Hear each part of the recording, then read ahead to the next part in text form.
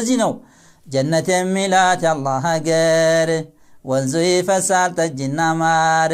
ወለላ ብቻ የለው አሰር ደግሞም ስጋለ ደግሞም እሸት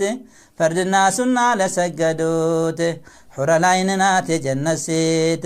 ትንፋሿ ሽቱ አቅል የሚያስት ጥርሷ ሙርጃን ነው ወርቅ ነው ቤቷ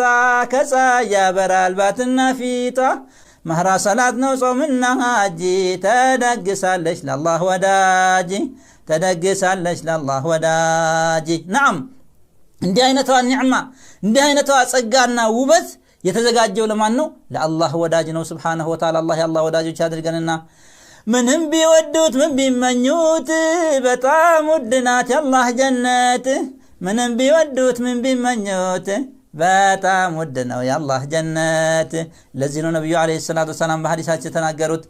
አላ ኢነ ሲልዓተ አላህ الغاليه አላ ኢነ ሲልዓተ አላህ الغاليه አላ وهي الجنه ንቁ የአላህ ዕቃ በጣም ውድ ናት ንቁ የአላህ ዕቃ በጣም ውድ ናት አዋጅ አሉ ነብዩ አለይሂ ሰላቱ ወሰላም አላ وهي الجنه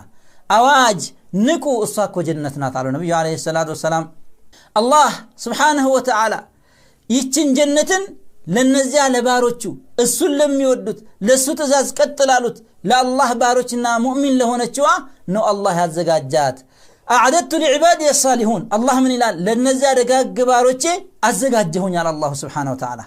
ማላ አይኑ ራአት አይን አይቶት የማያውቀው ወላ እዝኑን ሰሚዓት ጆሮ ሰምቶት የማያውቀው ወላ خطر على قلب بشر በማንኛውም ሰው ልብ ላይ አንድ ቀን ታስቦና ይሄን ሊመስል ይችላል ብሎ ታስቦ የማይታወቅን አላህ ለነዛ ለባሮቹ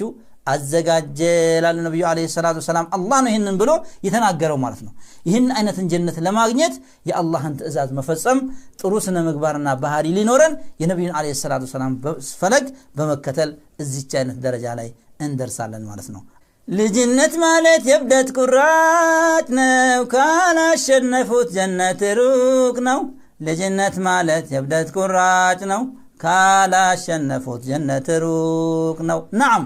ልጅነት ማለት ወጣትነት እድሜ ለዚህ ጀነት እንድንደርስ በጣም እንቅፋት ነው ማለት ነው ምክንያቱም በልጅነት ጊዜ በወጣትነታችን ብዙ ነገር ያምረናል ብዙ ነገር እንመኛለን ብዙ ነገር እንፈልጋለን ያንን ሁላ ለአላህ ብለን ይዘን ነፍስያችንን ተቆጣጥረን በአላህ መንገድ ላይ ቀጥ ያልን ካልሆነ በስተቀር ያችን ጀና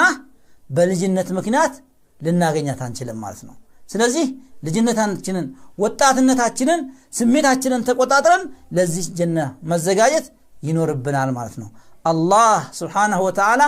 ስሜታቸውን ከሚቆጣጠሩት በወጣትነታቸው ጊዜ ለአኺራቸው ከሚለፉትና ከሚጥሩት እስከ ለተሞታቸው ጊዜ ድረስ አላህን ከሚገዙት እና በዛች አላህ ባዘጋጃት ጀና ከሚወፈቁት ከሚያገኙት ከሚለገሱት ሰዎች አላህ ያድርገን